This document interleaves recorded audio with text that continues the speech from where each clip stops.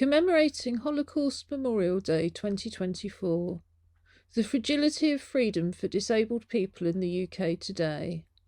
Poetry and conversation with Dr Ju Gosling, Sean Prentice and Rick Burgess, supported by Arts Council England and the National Lottery Community Fund. Warning: this film contains strong language and discusses difficult topics including murder and suicide.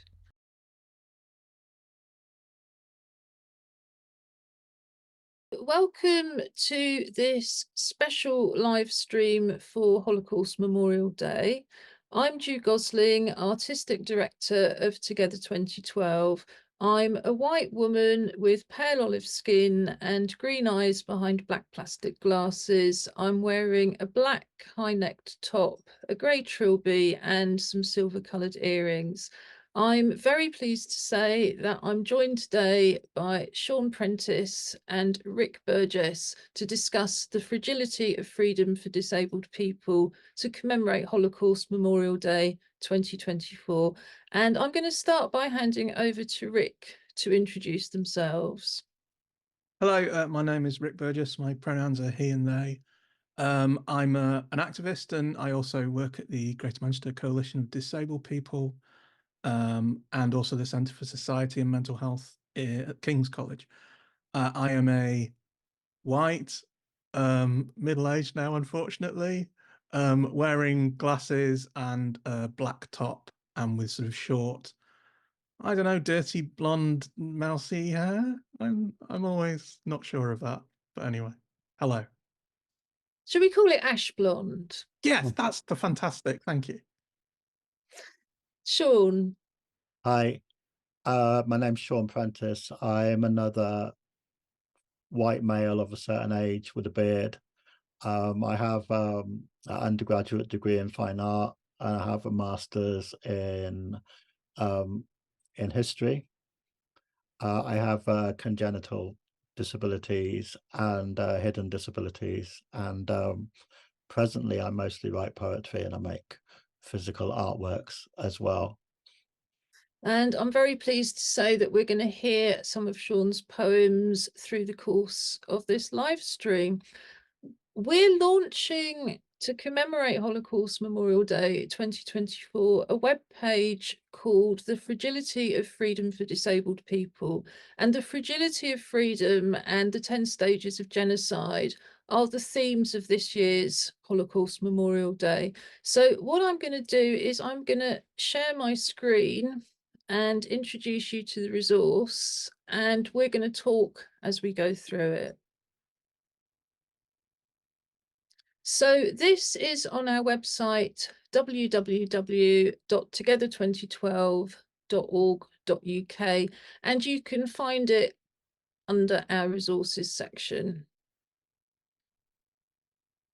And we just start off by saying why we've produced the page, but also to flag up to anybody watching this or listening to this, we would love to hear your thoughts and to receive further links. You know, lots of these are facts that we kind of take for granted as disabled people, but it would be great to have some more references. So the email address is there. Please do feel free to get in touch. And we start the resource by pointing out that the UK is a signatory to the UN Convention on the Rights of Persons with Disabilities. Unfortunately, the UK signed the convention but reserved the right not to fulfil some of it, and it's been very heavily criticised, the UK government, by the UN for not properly implementing the convention. But nonetheless, we are signed up to it. And that should give us as much freedom as every other citizen in the country, but in fact we don't. And the most obvious example of that, which is where we start this resource, is with COVID. I'm one of the group who were asked to shield, or told to shield, I should say, and I'm actually in the group who are permanently shielding. So I'm somebody who's been cut off from the freedom to go out, to see my family, to have visitors for almost 4 years now. And one of the things that we were told throughout that period, and indeed now, is that it's our responsibility to protect our health. We're not in a priority group because we're disabled people. And frighteningly, I had an experience of that myself. Despite not going out, despite not even opening the window until after midnight, my partner and I both caught COVID in July 2022. And by the time we were diagnosed 24 hours later, she had double pneumonia and she was carted off by an ambulance, got to hospital, told that she wasn't in a priority group for treatment, even though she was in her 70s and severely disabled, and literally sent home and dumped on the pavement at 1 o'clock in the morning with no treatment at all. I still look back and I'm not sure quite how we survived, but the point of the shielding was always about protecting the NHS. It was never about protecting the health of disabled people. And that's something that was very personal to me. In the same way, in April 2020, when we'd already been shielding for some weeks, the COVID Emergency Act removed local authorities' obligations to provide social care services. And again, those social care services were the things that people would dependent on not just to thrive, but survive. So it was very frightening to know that your freedom to access the support that you needed had just been taken away. And of course, as we know, residential care users were deprived of their rights to go out and to have visitors, and many still are. On a broader basis, we know that lots of community care users or people who need community care are stuck at home because, again, they don't have access to the social care that they need to go out and about. And that extends to people who've been, in theory, given care packages. I mean, I've often been in the situation where the council is prepared to pay for my care, but I can't recruit anybody to provide it. And we know that currently there's shortages of hundreds of thousands of social care workers, and things seem to be getting worse. So, unsurprisingly, in the circumstances, disabled people are often the target of criminals, including what we describe as cuckooing, where people's homes are taken over by criminals. There's links to more of these things here. We also know that disabled people lack the right to family life. Many young people, many people with learning difficulties are sent hundreds of miles away from their families and effectively locked up rather than living independently in the community. Disabled parents are often forced to give up their children, to be sterilised, to have abortions. And as we come on to say at the end of this Fragility of Freedom, there's more than 1 million of us continuing to shield today. We've got no access to support. We've got no access to antiviral medication. We've got no access to masks. You know, we see all these scandals around PPE. It's easy to forget that disabled people weren't entitled to any kind of PPE from the government during the COVID pandemic. So here we are, the fragility of our freedom. And I think I've spoken quite enough for now. So before we move on to talk about the links with genocide and democide, you know, I'd just like to ask Sean and Rick for, you know, your thoughts on the fragility of freedom for disabled people today.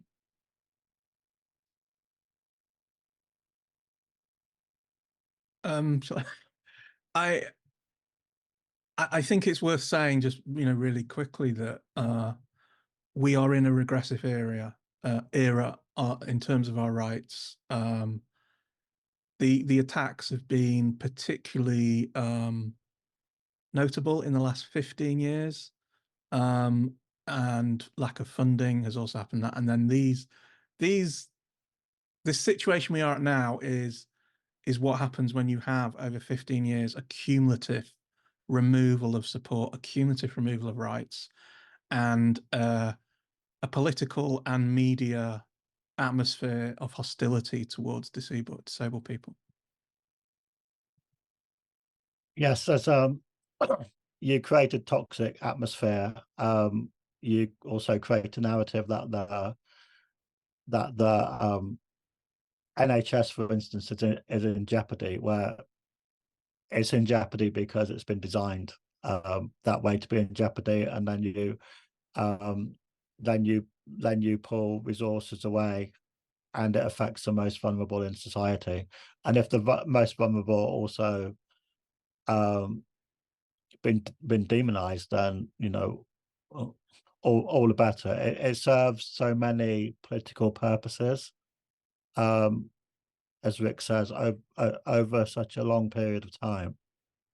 Yeah, I'm not surprised that we're where we are now. I mean, there's one more thing I'd like to pick up before we move on, which is disabled young people in particular. And one of the things that we say in the resource in terms of the fragility of freedom is about education and healthcare plans, which when they were introduced a few years ago, were seen as a very good extension of the previous system, because your education and healthcare plan covers your needs and meeting your needs, and you have a right to have those needs met right up until the age of 25. But in so many ways, they don't work. They're incredibly difficult for people to get. You need to be middle class, you need to be able to write lots of letters. Quite often you need a lawyer, you need to be able to go to appeals. So we look at a borough like Newham, which has got something like a fifth of the number of young people with education and healthcare plans as neighbouring boroughs, because parents, 50% of residents don't speak English at home, people tend not to be in the professional working classes, people just don't have the ability to fight for those plans. So what you see in poor areas is that young disabled people are far less likely to get their needs met. It becomes an intersectional issue around being working class, being people of colour. And now we're seeing the government attack the whole principle of education and healthcare plans, something that's so difficult to get. They're now talking about, oh, it's a golden ticket, as if they're just spoilt brats from a Roald Dahl film. And, their needs will change in 12 months' time. So you should keep forcing people to go through that mill. What we see in Newham is that the local authority says, oh, well, it's much easier to provide for everybody within that whole school environment. But as a godparent, it doesn't seem like that if you have a teacher on the phone to you every single day saying there's a problem in class, and you think, well, what are we supposed to do about it? That young person needs the educational support in the classroom that was supposed to be provided, but we're not in a position to be able to argue for an education and healthcare plan. I mean, I think it's very, very difficult for disabled young people. And I think one of the impacts on mental health of beginning in a school system where things seem positive and everything, all of the discourse was everything's getting better, everything's improving. And then lots of young disabled people have said to me that COVID was such a shock because they suddenly were treated differently and they suddenly felt alienated from their friends. And suddenly there were all these things going around on social media that were very anti-disabled people. And I think that that's a sort of, I'm 61, I sort of expect to be rejected and excluded. I fight all the time for the right not to be, but it's still my default expectation. But I think if you start life thinking you're going to be included on equal terms and then everything changes again, that must be very, very difficult. All right, there was an astonishing report by the Local Government Association, which is all of the local councils' national body, talking about education, health and care plans. And everybody has to fight to get them. It's not easy. Parents who get them have to go through a very difficult system. Many of them go to court in order to get the support that is their right. And this local government report was saying local councils are losing 96% of the court cases. And their conclusion wasn't that therefore the councils must be doing something wrong, which actually any reasonable person reading that would say, well, if you're losing 96% of cases, you're doing it wrong. No, the Local Government Association's response was the courts are being unfair towards councils and are getting that wrong. And I think that is fed into government, and government has then comes up with these comments about, golden ticket, that kind of thing. it is super difficult. I don't know any parent of a disabled child who has not had to fight to get the correct level of support. And I mean, I've sat around, I've sat for 2 young people in appeals at secondary school. And again, if you don't want that young person in your school, my goodness, we even got to one point where the governors agreed that the young person had been discriminated against. They still wouldn't rerun the process. They even had a place, but they still wouldn't rerun the process. So yeah, I mean, I think that the lack of access and therefore the lack of freedom for disabled young people to really, really basic things like education, people just aren't aware of how fragile things have become. I saw a survey, it was reported on ITV News yesterday from an organisation I didn't recognise, so I've not been able to follow it up. But it was looking at people's attitudes towards disabled people and what they found more or less acceptable depending on the impairment. So it was more acceptable to cut the school hours for a young person with autism than for a young person with a speech or hearing impairment. And I thought, how can it be acceptable to cut any of their hours? But it wasn't about need. I thought that was so interesting because I would assume that the young person with autism actually needed more time. But to me, it's more about how closely can somebody conform to being normal. If you give somebody speech therapy, do they then become like a non-disabled person? Whereas somebody with autism, somebody who's neurodiverse, is always going to be neurodiverse. But I thought, who asks these questions? Is it more acceptable to deprive one child than a different child, depending on their impairment? But I think it's very much linked back to what we were seeing almost 100 years ago now, with the rise of eugenics within not just Nazi Germany, of course, but the US, Scandinavia, and indeed our own country. We don't deal with it under this resource because there are very good resources on the Holocaust Memorial Day page. But at least 250,000 disabled people were murdered before and during the Second World War.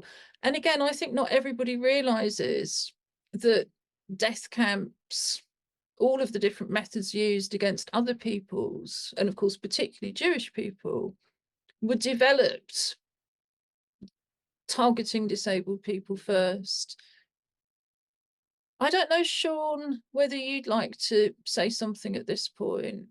Well, just going back slightly, and I think it bridges 2 points. I mean, I don't have a lot to offer about provision in school, but I do hear anecdotally because I'm a home educator. So a lot of people arrive at home education because they've been let down by the system, or they've been forced but by the school system into home education, or their provision doesn't exist any longer for them to step back into school education after lockdown. That's still an ongoing issue in the home educating world. That number swelled because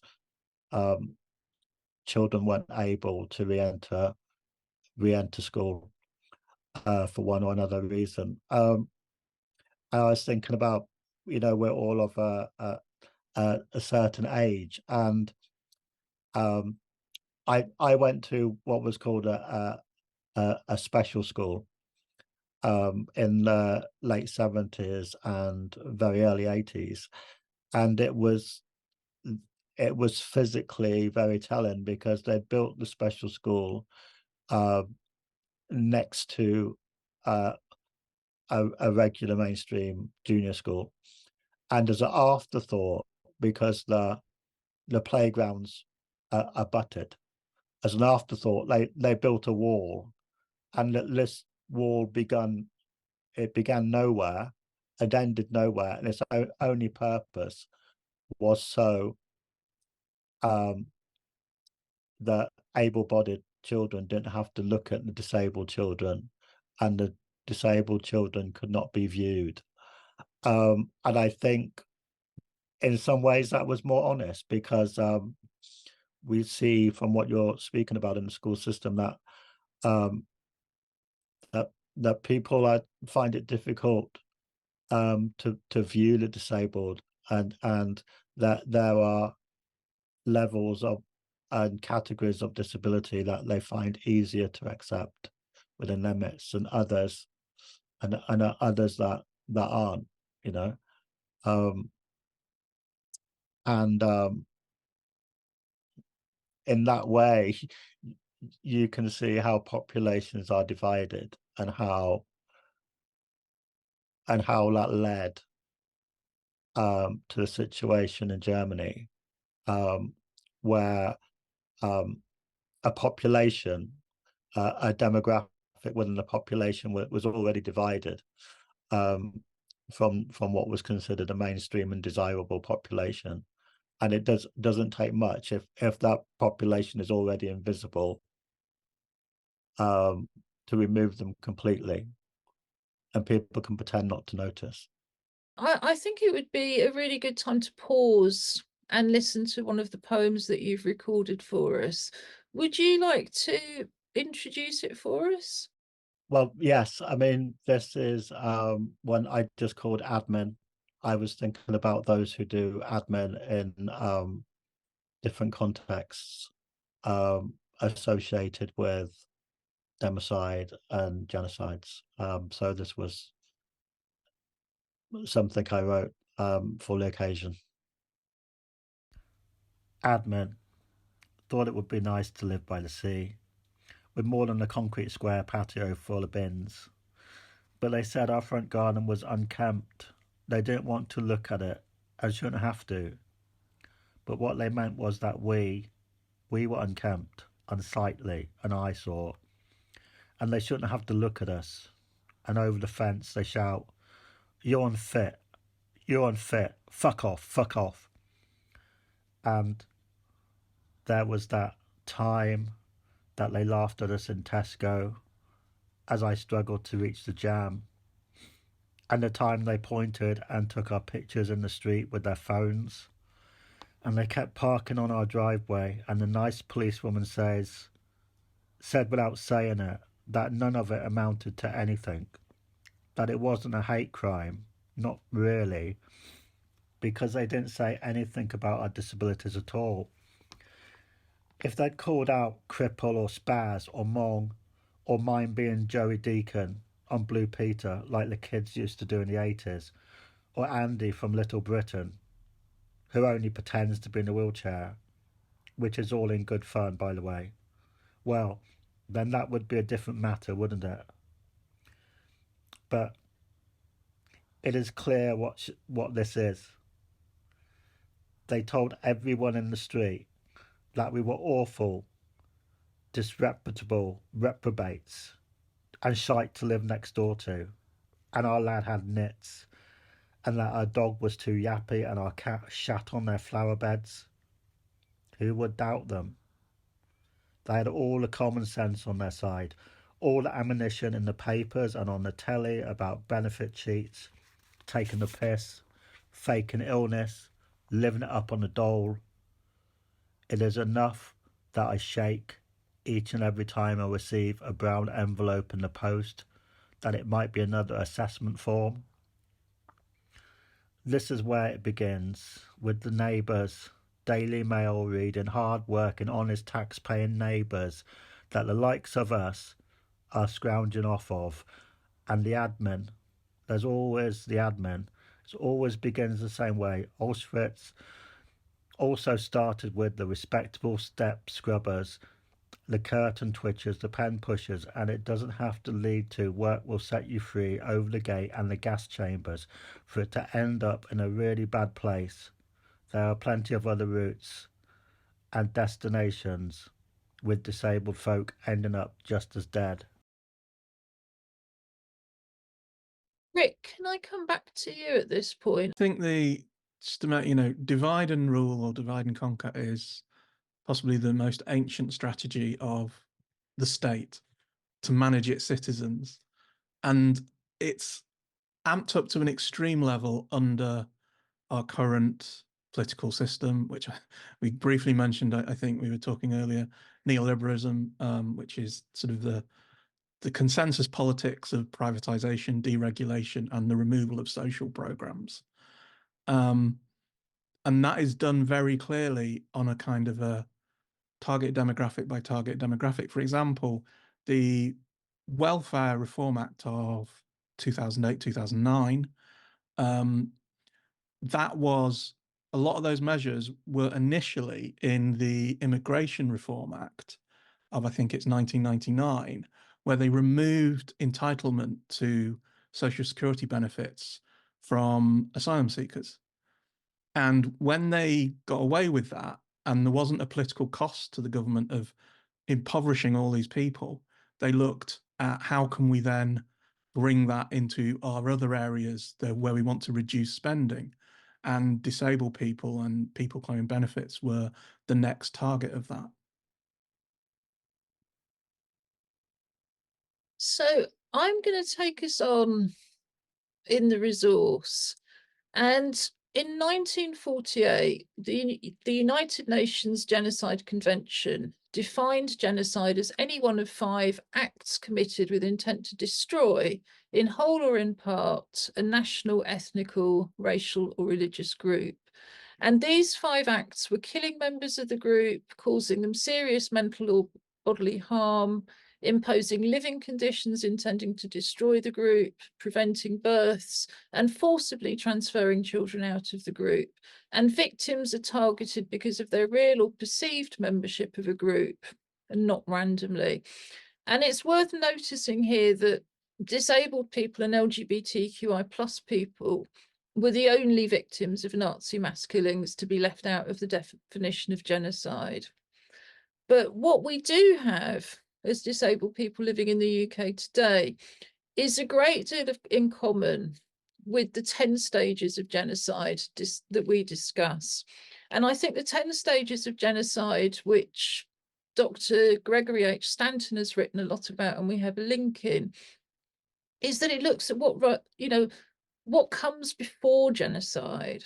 We can look at these definitions of genocide and think, oh, well, that's a very, very extreme thing to be linking with the circumstances facing disabled people in the UK today. But actually, if you look at the 10 stages of genocide, there's a great deal more in common than we would ever wish to find. But I wanted to ask you first, Rick, that democide seems to be a more relevant word to use when talking about disabled people. Would you be able to explain a bit more about that for us, please?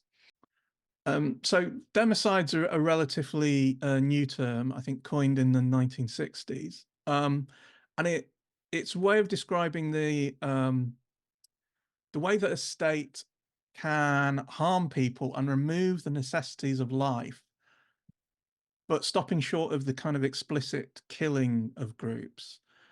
So I think it's useful in this unfortunate current situation across the world, the way that states and corporations can remove the necessities of life relatively easily and without sanction for doing that.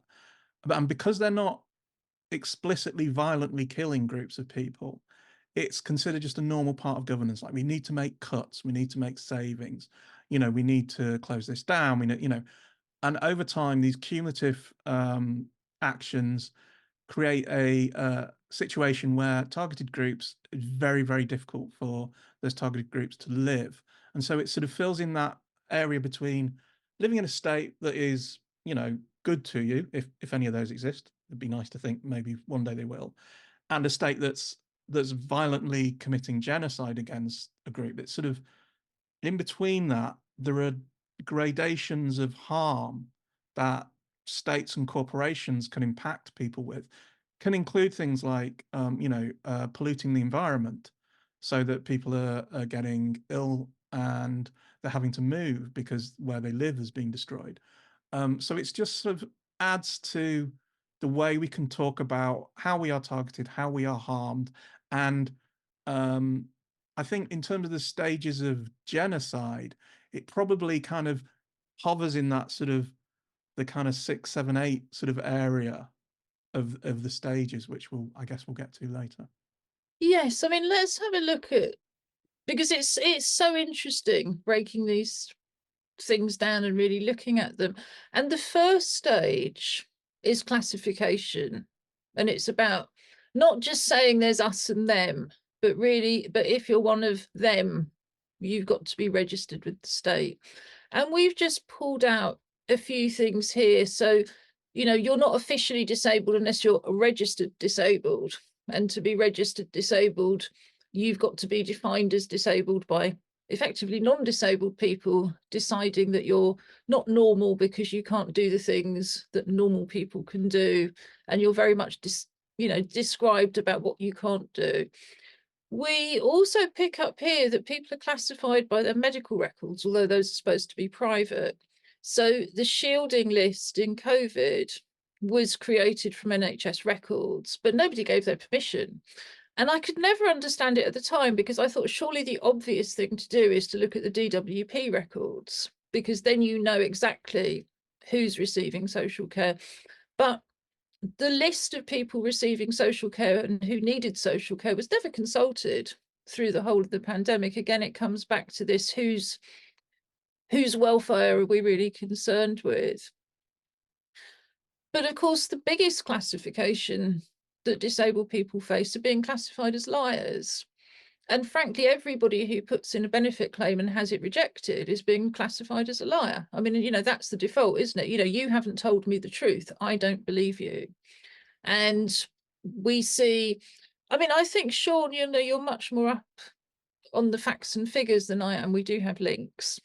Well, I actually try to avoid some of the figures because I find it so distressing now. But have I experienced this? I've had up close and personal experience of all these processes, back to back processes where medical evidence is privileged over my own understanding of my own disability, and the illogical statement of an unqualified so-called care professional is privileged, despite there being massive holes of logic in statements, which I've seen again and again with assessments, that like, it does not matter whether it's true, it does not matter whether it makes sense, it does not matter as long as the person saying it has some form of recognized medical qualification. And it's a incredibly dangerous situation to be in, where expertise is only considered valid if it comes with a small medical qualification that is accepted by the DWP. And indeed, if you're a non-disabled person, and I think that yeah, is the if you're dichotomy, non-disabled. isn't it? And we've seen, I mean, and I think the reality is we have seen report after report, panorama program after panorama program for most of this century, showing how appalling the system is, showing that most people who are able to appeal win their appeals, and yet nothing changes. So we have to conclude not only that classification really matters to our government, but it matters to the government that it's done in a certain way, and a very punitive way, where you're left with absolutely no choice but to register if you need the services. But at the same point, you're probably going to be denied them anyway, and you're going to be. I consider this as economic and ideological. Like, it doesn't not the suffering and truth of the situation doesn't matter, and I see it as part of the deconstruction of the welfare state and the deconstruction of the NHS. And I think you can't really separate these actions, because they stem from the same place. Successive governments want to move us to an American healthcare system with insurance companies and Medicare, taking the place of the welfare system and the NHS, and that's very well documented, and it's a process that was, I think, begun really early in the 90s, consultation with American healthcare insurance corporates that are tenuously connected with all the corporates that now are outsourced to assess disabled people for the DWP. I mean, there's a shocking amount of privatisation of the NHS happened by the back door. And I mean, I think the other thing to come back, or to keep coming back to on that, is that we know that because of suicides and starvation, many, many people have died, and that hasn't made a difference. And I think this is, again, where these 10 stages of genocide are so useful, because you think, oh, no, this is all very extreme. And then you think, but hang on a minute. So I'm just trying to get rid of a cat. But yeah, I think thinks I need a bit of comfort, which is possibly true. But people's lives, though, if they're disabled people, they're poor people killing themselves because of an horrific system, that's not seen as a reason to change the system. And I don't think that's true in every country. I think you've only got to look at the different COVID survival rates. For example, in republics, if you live in a republic like South Korea, if the life of every citizen actually matters. In war. I'm not saying it's a wonderful system. I'm just saying, if you look at countries with constitutions that privilege the rights of every citizen, you will see that they responded to COVID very differently. They've got much lower COVID mortality rates, and they've got much lower excess mortality rates. And they did things like, in Germany, for example, all disabled people were provided with free masks, and they were hospital standard KN95 masks. And their COVID PPE scandal was when some people were given KN95 masks that weren't of a high enough quality, because they weren't the same quality that they were giving surgeons. And I thought, well, wouldn't it have been nice to have been in Germany during that period? But the next stage that's been identified is symbolization, which is, very, very simply about giving names or symbols to the people who've been classified.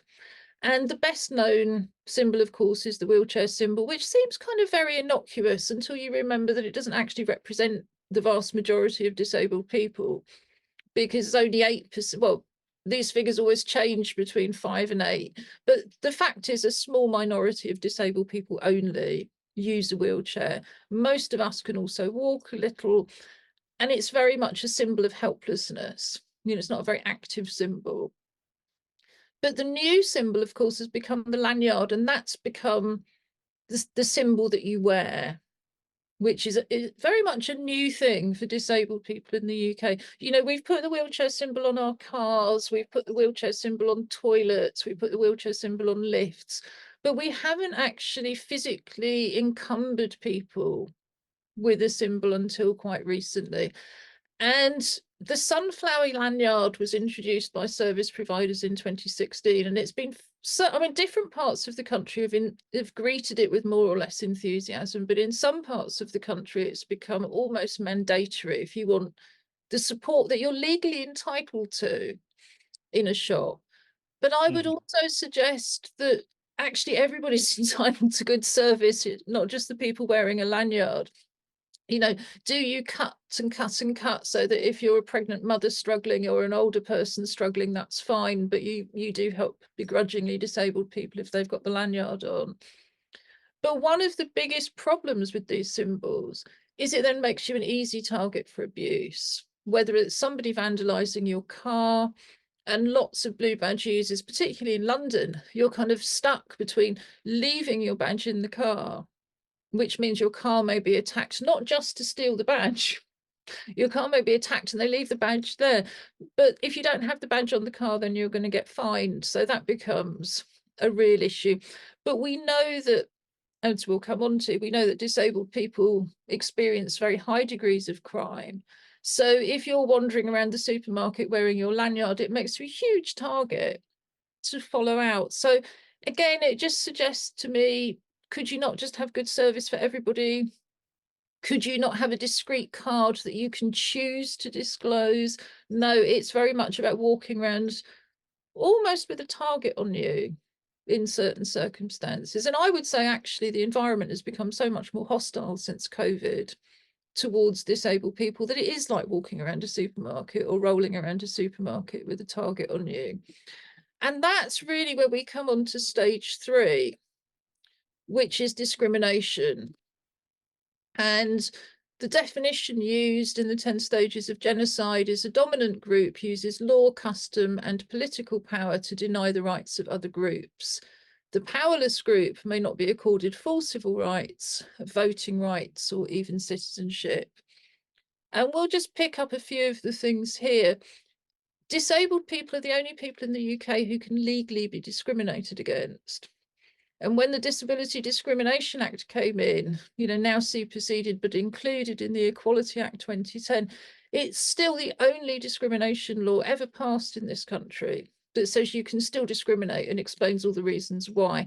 And it basically comes down to money, but also aesthetics. So that if putting a lift in your building, I mean, for example, Young Actors Theatre Islington, which is a great open access drama project that's welcomed a lot of working class young people of all backgrounds, wanted very much to put a lift in and were told, and had the money to put a lift in, but were told by Camden Council it would ruin the look of the street. This is not an exciting looking street or a particularly kind of architecturally interesting looking street, but it was far more important that the street looked obviously not at all like when it was built because of all the satellite dishes and everything else, but that the children's right to be able to go in and out and their parents' right to go in and out didn't matter.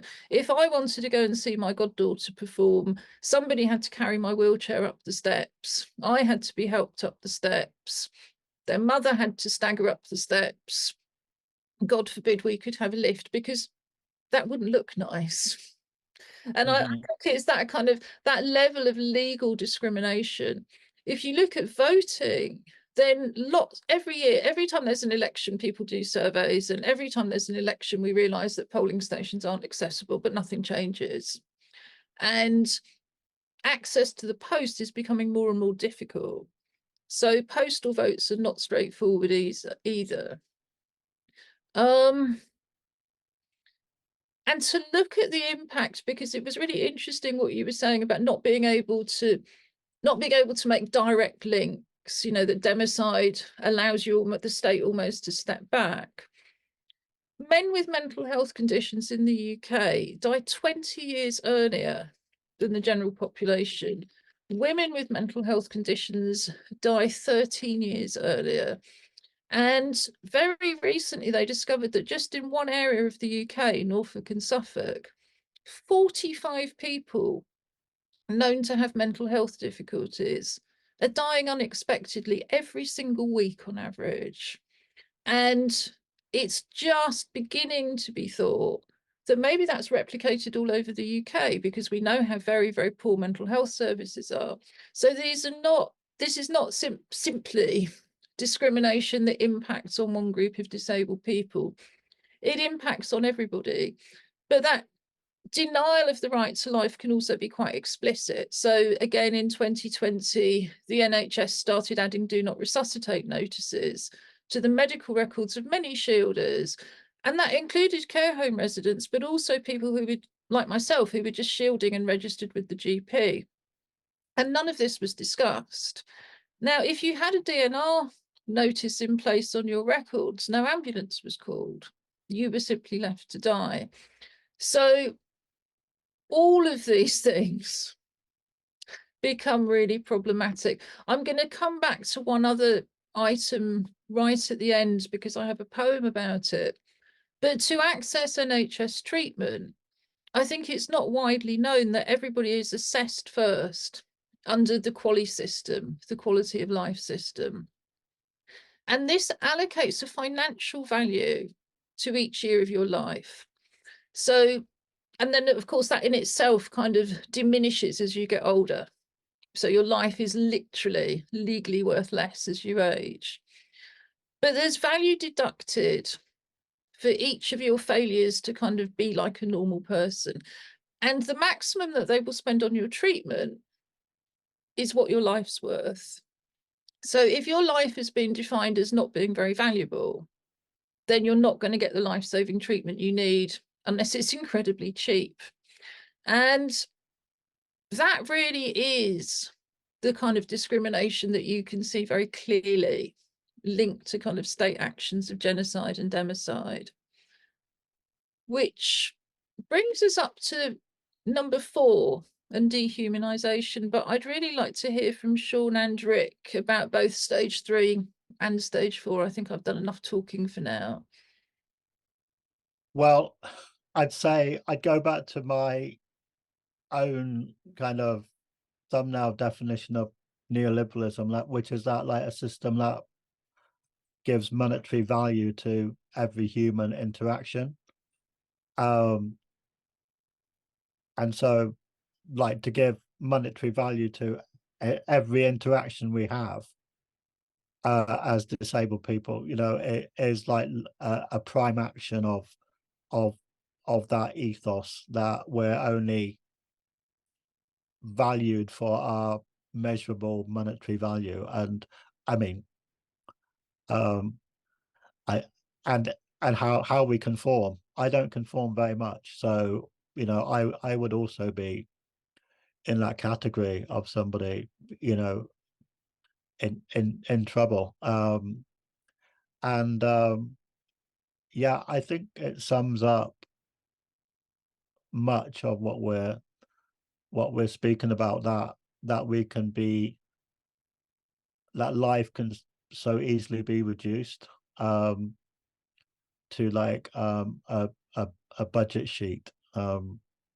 Yeah, and an expendable, expensive, costly demographic. Yeah, and we've all heard versions of politicians saying that the disabled are, the system that we have is no longer affordable, like it's not, the disabled are no longer sustainable. And we really have to think what that means, and how many people actually agree, and they say, well, yeah, of course, maybe that's true. Maybe we can't sustain these people who are not contributing economically, that aren't economically viable. I've heard similar arguments also um, from other disabled people that aren't really thinking through the narrative of their own positions, and they feel safe and they feel that they're contributing, and that it's other people who aren't. Sorry, Sean, and Yeah. indeed Rick, because I'm going to interrupt back in here just because I don't have great short-term memory. We've been running another project called the Sugar Globe, and it's been very much looking at the history of the transatlantic trade in enslaved African peoples and how it impacts on disabled people today. And we've picked up that so many things, the values are like slave values. It's about your ability to cut sugarcane. You know, it's that ability to carry out manual labor, and all of the kind of tests about whether you can do work are still very much, it's about what can you, how far can you walk, what can you lift. Now, most jobs you don't need to walk anywhere. Most jobs you don't need to lift anything, but the quality of life assessments, the kind of the environment, the built environment is created for people who are basically kind of able to cut sugar. It's obviously there's a lot more to it than I can explain here, but we do have a resource and I'll put the link in. But again, it's very interesting to trace that kind of really fundamental, the only value a human being fundamentally has is the ability to carry out manual labor. And I yet think we have it's less relevant. Yeah, I think we have a lot of leftover 19th century views about work generally, and and um, and disability, and that's that's played out in almost every aspect of society. It's played out in education, what we privilege in compulsory levels of education is, basically training to be a scrivener in a 19th century office, um, or doing manual labor. I mean that there we use benchmarks that are no longer relevant in our present society to judge ourselves and others, and our values And set against other people's values. And despite this, the latest has been disabled people need to do their duty and work from home. And you think, well, who's going to provide the smartphone? Who's going to provide the laptop? Who's going to provide the broadband? Let's not even get into whether the jobs exist. Well, Or they whether people are qualified to do them. yeah. On the one hand, non-disabled people are being told to go back to the office, but somehow, this isn't supposed to put employers off employing disabled people at home. However, let's come on to the sort of stage 4 dehumanization.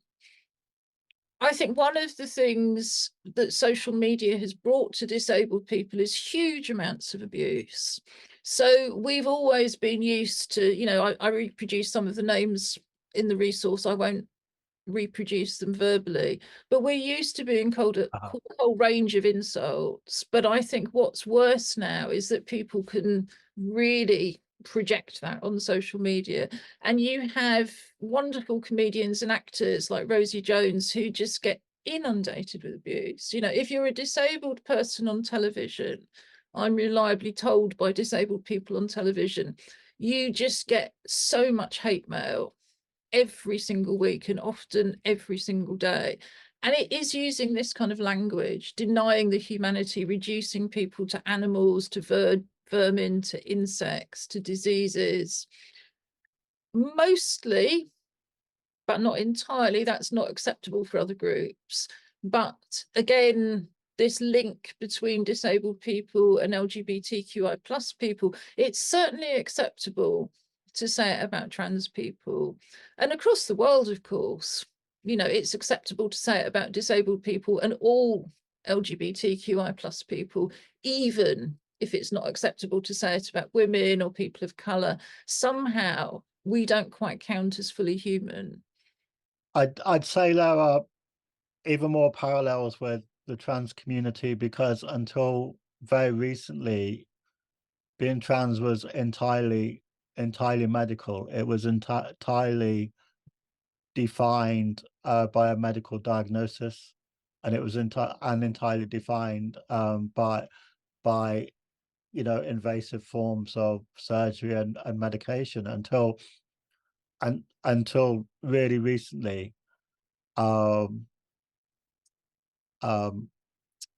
of my trans friends is a trainee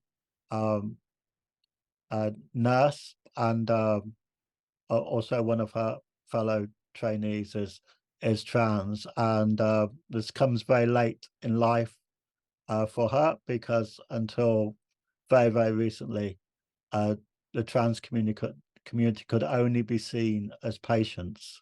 That they could not be seen as the healthcare providers, and they could work within the care system, but not within a medicalized system, because they always had to be on the other side of that divide. And it's that same colonial divide we're talking about, where there are normal people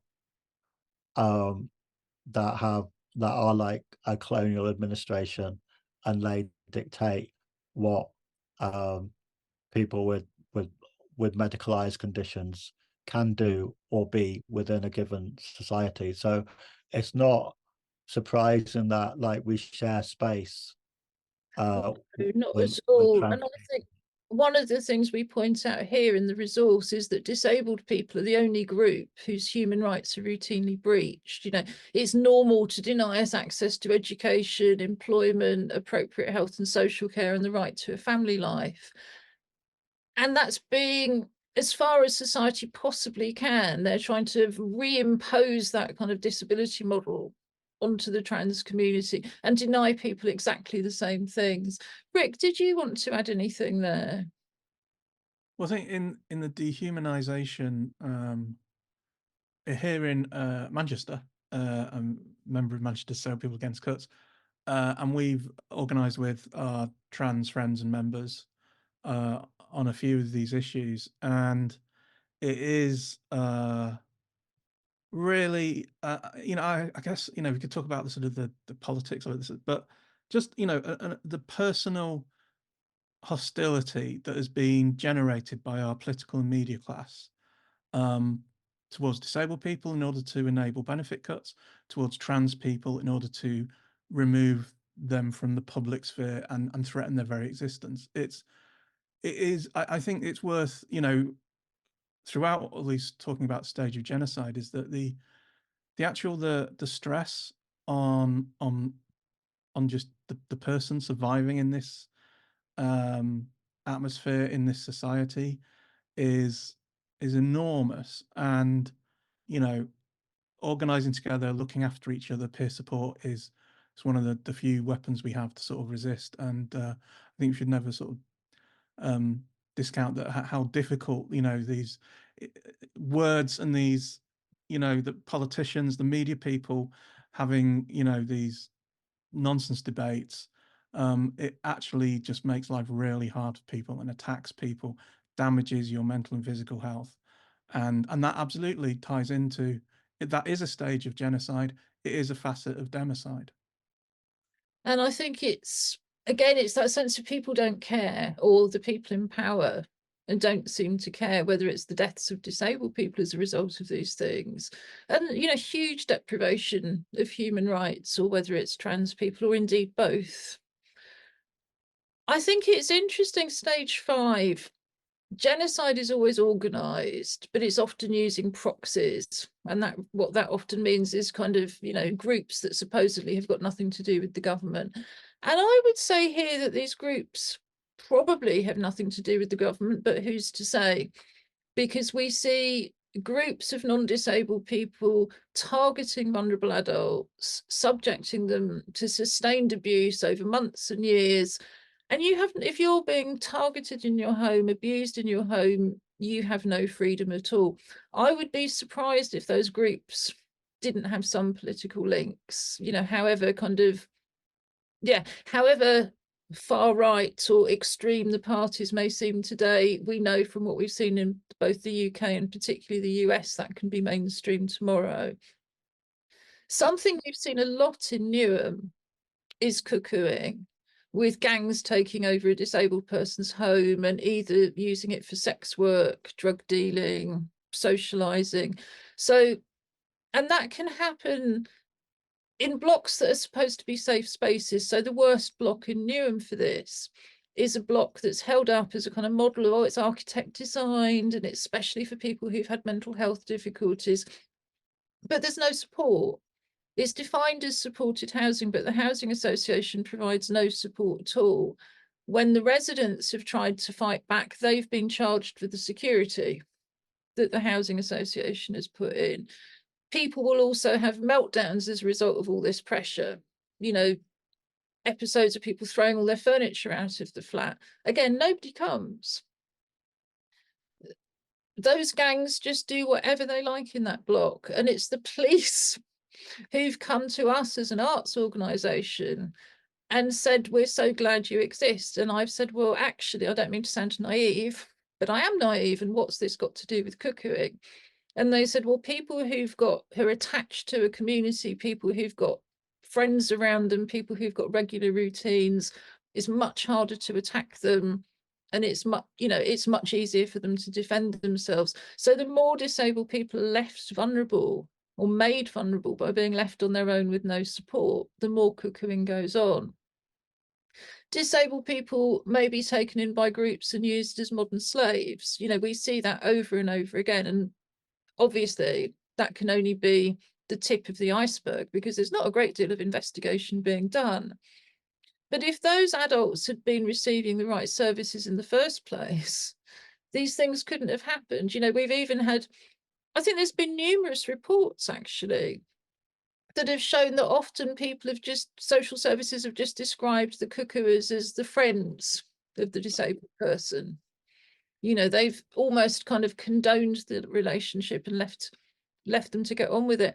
And it's not surprisingly that there's been suicides and there's been murders as a result of this gang activity. Now, gang activity by definition is organized.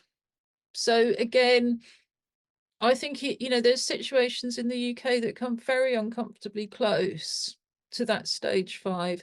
How does stage 5 work with democide, Rick? Well, I'd say in the UK that there are quite clearly named for-profit organisations involved in this process. They are Atos, they are Maximus, and they are Capita, and they do it for profit, and they are contracted by the DWP.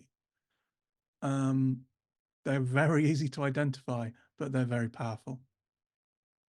And could you just explain a bit more about that for people who don't know those names? Okay, so those are the contractors that perform assessments. So while you might not know those names, they will have front names such as the Centre for Health and Disability, or Independent Assessment Services, things like that. And they are the people that perform the PIP assessments, the ESA assessments, and Universal Credit assessments. And they are private companies that make profit, and they are paid with public money from the DWP to make these assessments. And it quite clearly, over the course of the years, and as detailed, I should mention that the Deaths by Welfare project, which I'm a part of,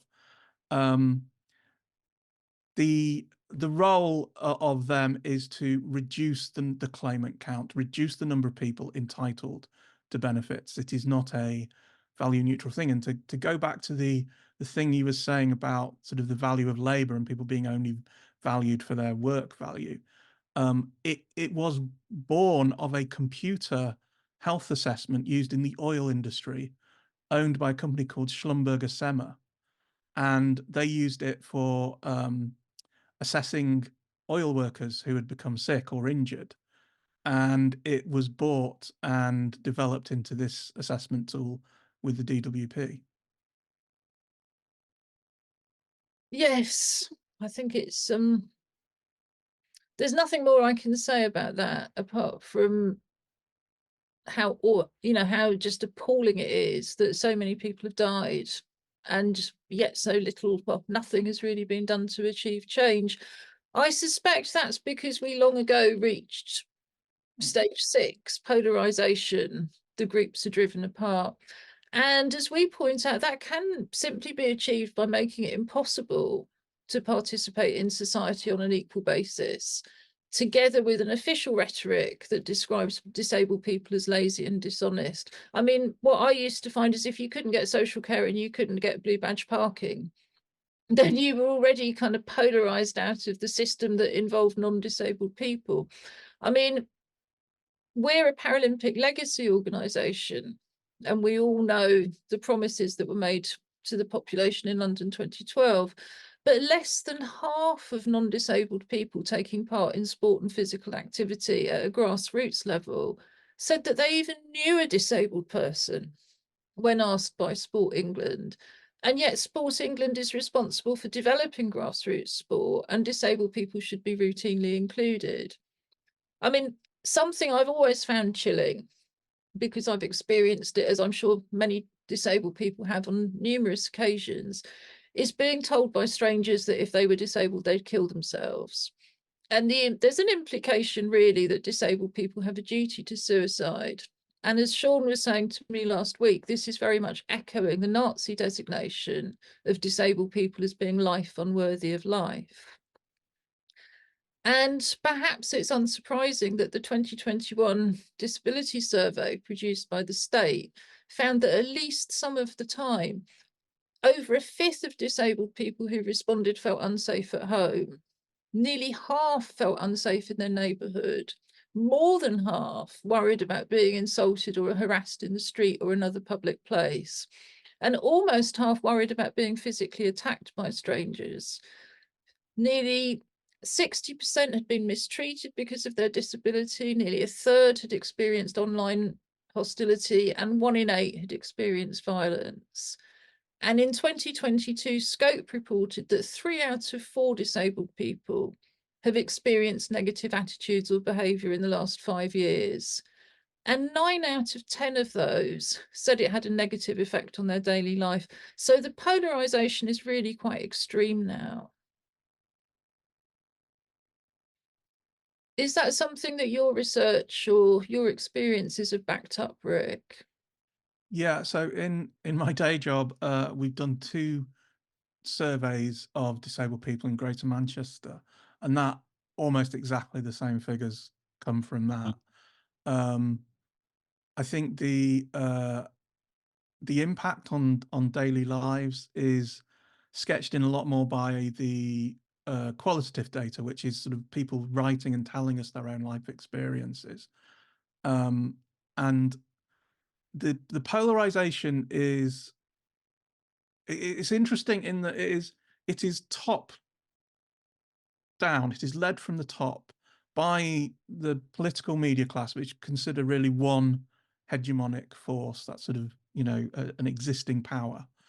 And I don't think people without that sort of influence would be being led to being so disablest. And it is really a sign of how these steps of genocide are an organized propaganda effort to, bring forward this program, this demonization and the polarization necessary. If you do a Google search, or other search engines are available, of British newspaper front pages on welfare issues, you will see page after page of scrounger stuff, of fakers, of fraudsters. It's a sewer of propaganda that has been led by the very top of the British state and their media. So absolutely, number 6, polarization and organization have happened and have been led from the very top. Sean, I think this would be a good time for you to introduce your second poem, where we can also just draw breath. Yes. I've had quite a wide experience of being a disabled man in Britain. Yeah, and a lot of my poetry is drawn from my personal experience as well as anecdotes I have heard. And this one is the second poem's natural selection. Natural selection. The disabled are the canaries down the coal mine of any given regime. The first to be targeted, the first to keel over and die. We sing and sing and sing, but you don't hear our song. Maybe it's because so many of us sound so out of tune to your ears. Our music is often an acquired taste, uneasy listening. Anyway, it's all just simple balloon theory. We are the first to be ejected. The balloon theory of how genocide happens. There are a party of people in a hot air balloon. This is another metaphor. There's no actual balloon, just in case you're wondering.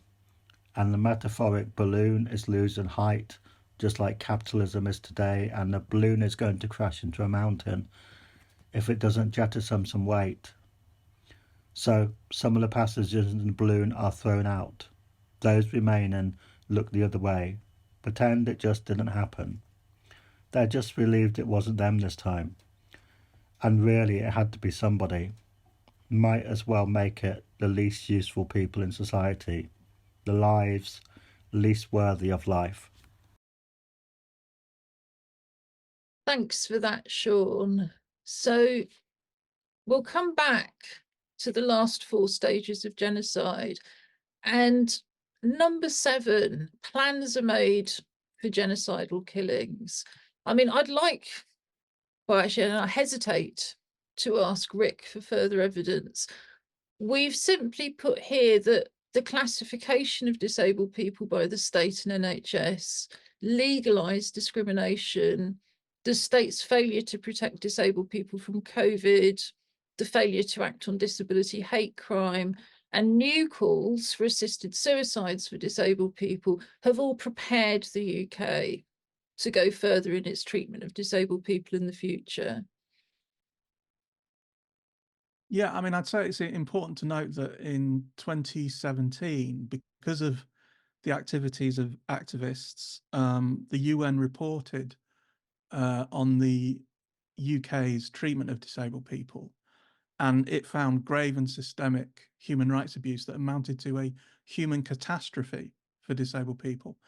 The government were then given a prescription of how to improve its performance, of how to sort of stop doing these bad things. The government has utterly refused to do any of those things, and evidence has been gathered for another report. There was friends of mine went to Geneva in August, and the UN will be reporting this year, and it's likely that report will report that things have got worse since that 2017 report. So yeah, we are classified, we are stratified. You know, there are sort of small things you notice that kind of seem almost like absolute separation. So that's sort of separating you in the education system. You know, there are more special schools. The academy system tends towards causing that as well. Housing, that is happening. Even new developments of sheltered accommodation stuff, rather than people living in mixed communities, they're starting to be concentrated in areas, which is not good. And certainly in terms of like access to employment, that has not really improved despite all of the supposed reforms that have meant to happen, although they've been attacks on welfare, not reform of the labour market. So I think it is a risky point in our history that we really do need to reverse away from this, because once you are segmented off from the rest of the population, thought of as a burden, as a scrounger, then it is extremely risky that unscrupulous forces will decide to take that scapegoating to the next logical stage. And I think this is where we get to stage 8, persecution. Victims are identified and separated out because of their identity. And what I find most terrifying as a disabled person is that disability hate crime doubled after the pandemic, or during the pandemic, doubled between 2017 and 18 and 2021 and 22. And between April 21 and March 22, there were more than 11,000 disability hate crimes reported to the police. Now, we know, of course, that most hate crime is not reported. And I think that's particularly true of disabled people. How do you, if you can't get to the police station, you can't make a phone call.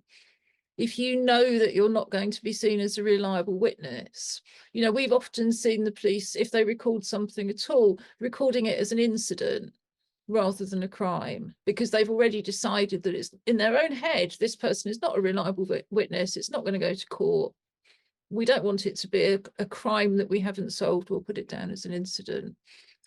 And of course, disability hate crime includes crimes committed by care workers and indeed by family members. And people rely on that care, whether it's paid or unpaid. So it becomes a very, very vicious cycle. I'm also a co-chair of Regard, the national LGBTQI+ disabled people's organisation. We did some research with the University of Bristol back, I think, in 2017. And it was quite horrifying, the number of people who reported that it wasn't safe to be out to their care worker, and also that they'd been sexually assaulted when they had come out to their care worker. And in 2021 to 2022, when they had these 11,000 crimes reported, just 1% resulted in a charge or a GP or a CPS referral. I don't think we even have the figures for convictions, but that's even lower than sexual violence against women, which is a historical time low in itself. So it's quite a small step from that to extermination. And it's called extermination by the killers because they don't see their victims as being fully human. And I think where we see this most of all in the UK is the treatment of pregnant women, and indeed all expectant parents, where parents are told not to tell anybody they're pregnant until that pregnancy has been checked on a scan to see if it's disabled or not. And you will be, and I've seen it personally with, you know, women I've supported, you will be pressurized until you've agreed to test your baby, as you would think of it, for every possible condition. And if you're a disabled person, you'll very often be bumped along to genetic counselling, whether you've been asked for it or not. And if you have, or if your fetus is believed to be disabled or has a high chance of being disabled, you will be counselled, not just about all of the options, you will be counselled into abortion. And it's unsurprising that 90% of fetuses with Down syndrome are aborted in the UK after testing. And only in 2022, when a very brave campaigner with Down syndrome went to the Court of Appeal, they ruled that it's completely legal to terminate the life of a fetus with Down syndrome and other disabling conditions up until birth, regardless of whether they would otherwise survive without medical intervention. And fetal conditions that trigger a referral for abortion counselling include very simple things. I mean, it couldn't be simpler than today with today's medicine: clubfoot, cleft palate, no long-term impact at all following medical treatment. And if you are a pregnant woman who's been told that your baby is going to be disabled, you're asked to reconfirm that decision at every appointment. It's not respected. And again, I've witnessed that for myself. And yet, if you're a normal person with a normal baby and that baby's very premature, everything will be done to save its life, which logically makes no sense whatsoever, other than the fact that somehow these fetuses are deemed to have a completely different status, even at birth. Do you see other kind of elements of extermination, perhaps at the other end of our lifespan, Rick or Sean? Well, it was very, again, go back to the COVID period. There was numerous instances where they were using assessment tools that relied on, I think they described it as decrepitude. There was an existing scale that meant that older people and disabled people were, you know, at a disadvantage in the assessment of whether they should get full intervention. And then outside of COVID, I think we're now seeing, and as we mentioned previously here, is that the number of deaths in the mental health care system, we're only beginning to understand the level of excess deaths there. The cases in Norfolk, where it's over 8,000 over a period of, I think it's about just under 3 years. And obviously in Great Manchester, we had the Edenfield situation that was detailed, I think, in a panorama. But to survivors and service users and disabled people that have had any experience of the system, that those are sort of, oh, you've noticed a few tips of icebergs, but it's everywhere. The system, the culture of the system is abusive and deadly. So I think in that way, and literally the word for it is sectioning, to be sectioned off from the population and then killed in an inpatient setting. This is happening. It's also, we've got all the people in assessment and treatment units, so almost 3,000 people there, mostly because they are autistic or have learning difficulties, but their local authorities don't want to give them the amount of social care that they should get.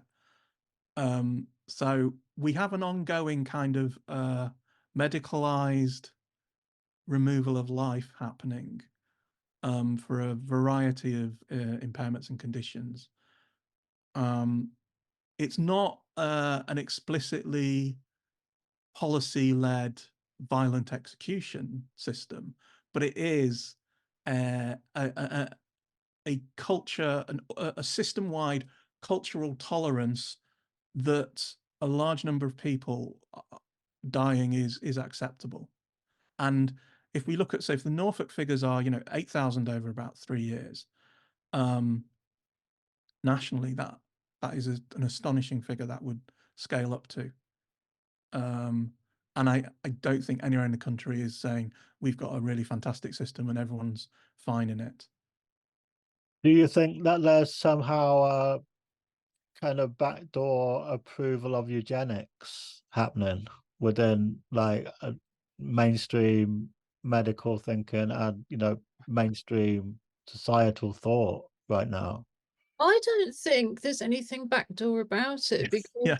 Well, you're going to, I'm if just being kind to say backdoor. I mean, because I think until, if you have yeah, Down syndrome, there's nothing backdoor about it, or a whole no, yeah, I think if you're a mother with a much wanted pregnancy, parents with a much wanted pregnancy, because of course it also impacts on fathers. I mean, I'm very much, I support every woman's right to choose, yeah. but you've got to be able to make an informed choice, and you've got to have a real choice. You can't be forced into abortion because of all of the problems your child's going to face in the future because I of lack mean, of services. this was certainly part of our pregnancy, experience as, as two parents with, very different physical disabilities. Um, we were almost performing. You could see the glee in some of the specialists' eyes that they'd walk across from a different part of the hospital that had nothing to do with us, just to view our newborn, and that had been the experience through the whole pregnancy. It was very, it kind of, there were really unpleasant aspects which you've spoken about, that we experienced. Yeah, I mean, my very first piece of disability art back in the late 90s was called My Not So Secret Life as a Cyborg. And it was very much about, your body being seen as a public body.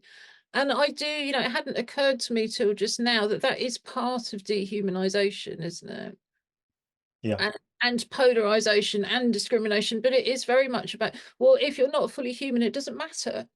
Because, I think individually, lots of us have tried tackling people, complete strangers who come up to you in the street and go, what's wrong with you? And you try to sort of explain things like, well, I don't have any money at the moment, or, well, I'm just Yeah. trying to get across it. Well, I'm fine. I don't have anything wrong with me at all. That's always confuses them utterly. But if you trying to say to people, well, what would you think if somebody asked you that? Well, that would be different, because you're not fully human and you don't have that same right to privacy. And of course, our right to privacy is just thoroughly removed with the whole system. Yes. Our medical notes are not private. Our benefit records are not private. Our care records are not private. It very much is my not so secret life. So then we reach the stage of denial, which lasts throughout and always follows genocide. And states deny they committed any crimes and often blame what happened on the victims. And we've just pointed out here simply that the policies referred to above have been continually described as being necessary with the language of protection to protect the NHS, to protect the economy from what are seen by default as the illegitimate and often fraudulent demands of disabled people. And that categorizes us as a threat to everybody else.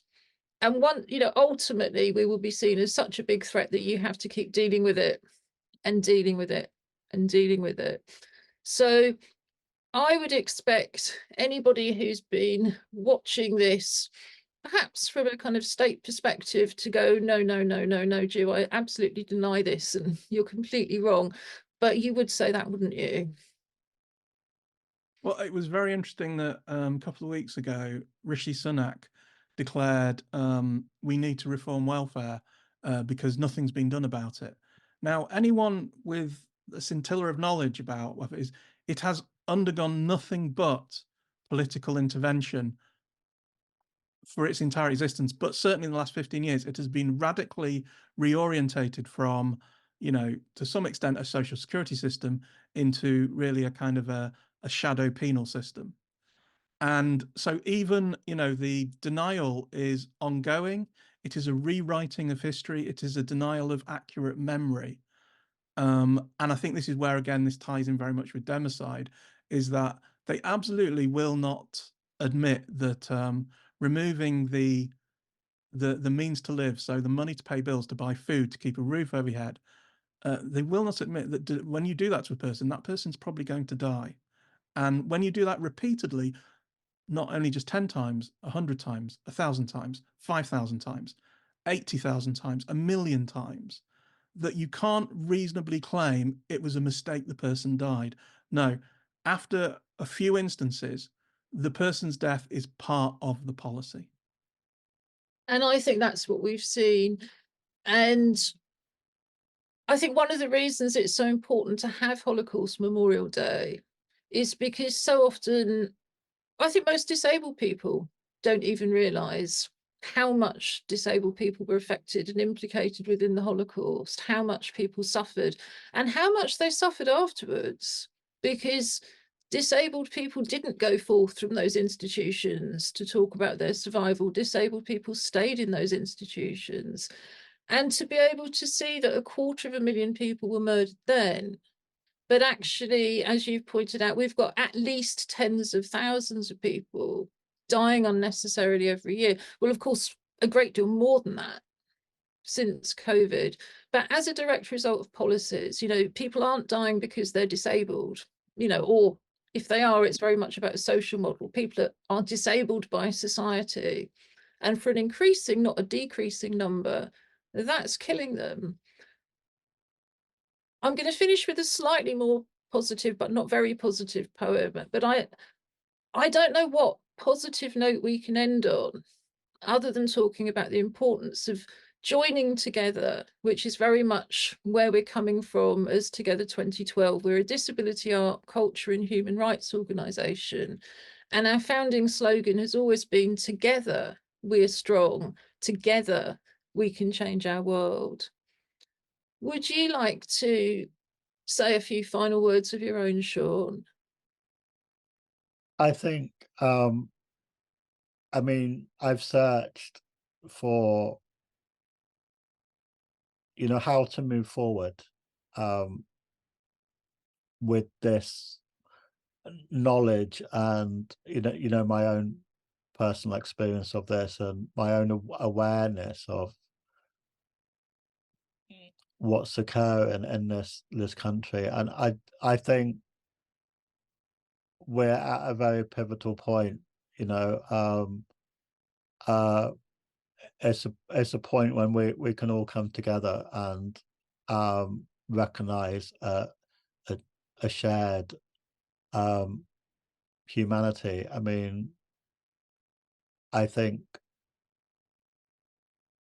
there has been an awful lot of suffering, and there may be more before people realize what's happening, but realize they really must, and we must, you know, hold together and continue to speak and have these conversations and to educate people, you know, and to be a voice for those who find having a voice difficult. And that's really the only way I can make sense of it. And I think also for the people we've already lost, somebody needs to keep speaking for them. Rick, can I ask you to say a few final words, and then I'll read a poem to finish with? I think simply that, you know, democide and genocide continue to happen. They're ongoing at the moment. And we need to use this moment to say across the whole world, never again for anybody. I think that's such an important point, that if disabled people don't matter, then nobody matters. That if you devalue one human life, you've already kind of accepted that there's going to be different values placed on different lives. And then at some point in the future, it's always going to be you in the group that's suddenly devalued. Because the other thing to remember for everybody, of course, is that anybody can become disabled at any time. There isn't these kind of two kind of completely separate groups. Somebody might be watching this thinking, well, I'm not disabled, it doesn't apply to me. But tomorrow morning you could be. You know, this really genuinely is an issue that affects everybody. So I wrote this poem in 2020, and it's about the QALY system that we discussed earlier. So it's simply called Quality of Life. How much is my life worth, and how can I tell? There's a formula that I know only too well. My life is costed by symptoms, you see, not the value it has to you or to me. You can't fetch top price if you roll round on wheels, even a businessman making big deals. There's a further discount if you can't hold your wee, even if you are an active MP. If you can't see too far or simply can't hear, your life is not considered so dear. There's more off if you need support from another, even if you are a competent mother, and pain is considered definite no, whether or not people in pain say so. The government costs you before they will give the NHS treatments that you need to live. Your life must be perfect to gain a full QALY before you are even put onto a trolley. If you can't leave your house, then your value is cheap. The state won't spend much money for your life to keep. And maybe that's one reason more people die of COVID-19 in the UK. And I am afraid of the verdict if I become ill. Before I sleep, I have miles to go still. We may be a good parent, a partner or neighbour. Whoever we are, we're all more than our labour. Yet whoever we are, our lives are still judged on our cold market value, not how much we're loved. These slavery values must come to an end. What kind of price can you put on a friend? Your brother, your grandma, your child, or your wife?